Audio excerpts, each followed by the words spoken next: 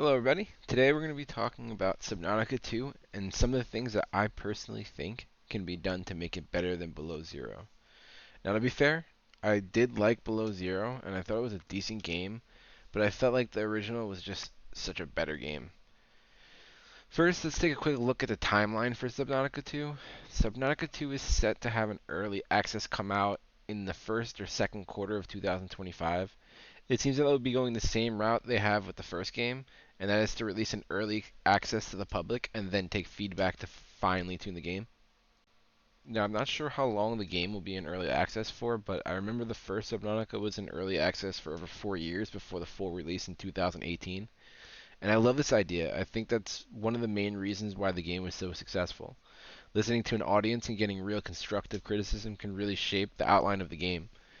This is also one of the reasons I felt that Below Zero fell a little bit flat. Early access was released January 30th of 2019 and the game was fully released in May of 2021. Below Zero has spent about half the amount of time in early access than the original. I felt like it was rushed a bit and they tried to keep the massive momentum they received from the first. I also felt like there were a few key things that were missing in Below Zero that they had in the original. Let's start with isolation. Subnautica 1 does a phenomenal job of making you feel completely isolated from the moment you reach planet 4546b. Constantly going on goose chases from distress calls, but it always ends up being a dead end. You really start to get this feeling like you're alone. The game has this constant eerie or dreadful feeling about it and always makes you feel like every corner you turn around will be your demise. And for the most part, it's actually not like that. But no matter how far you travel, that feeling still lingers. With Below Zero, they tried a different approach. This time you have a radio, and you're in constant communication with people on the planet. Spoiler alert. You're trespassing. If you know what's good for you, you'll get the hell out of here. And you also have an AI, or alien technology, put into your brain that you have conversations with throughout the game. Go away. To go, we require a suitable body for transfer. Why do you keep saying we?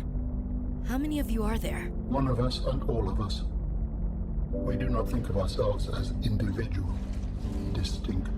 This to me didn't help the overall experience of the game.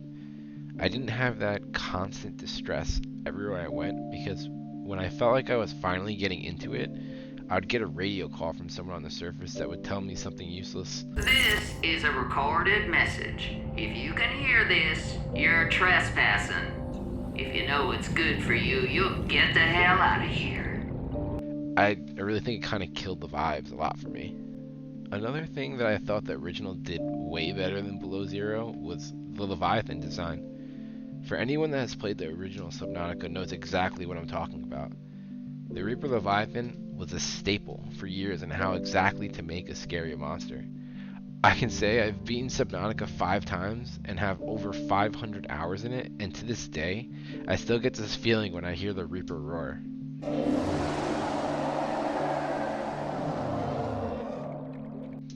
That, and along with the Ghost Leviathan, and I don't think it's nearly as scary as the Reaper, but still makes your hair stand up when you're in the dead zone, and you know he's right behind you.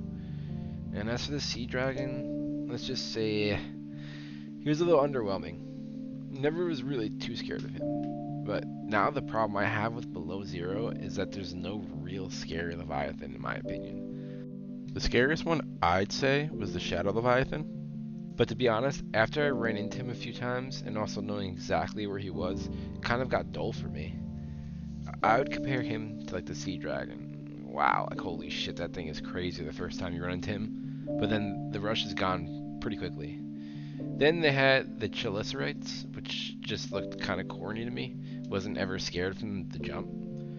Then they have the Ice Worm, which is actually pretty cool in theory and interesting to encounter, but I was never really scared of it. I felt like with the horror factor missing, it kind of changed how I played the game. It just didn't capsulate the experience I had of the first one. With that being said, I still did really enjoy Below Zero and have put in hundreds of hours in it. And now with Subnautica 2 on the horizon, I would love for them to return to the roots of the first. I'm curious in the direction they take because Unknown Worlds Entertainment have implied they're going to be shaking things up using Unreal Engine 5. That, and now being under their new publisher Krafton, who's mostly known for their game PUBG, Krafton stated that Unknown Worlds will continue to function as an independent game development studio with its current leadership and structure intact.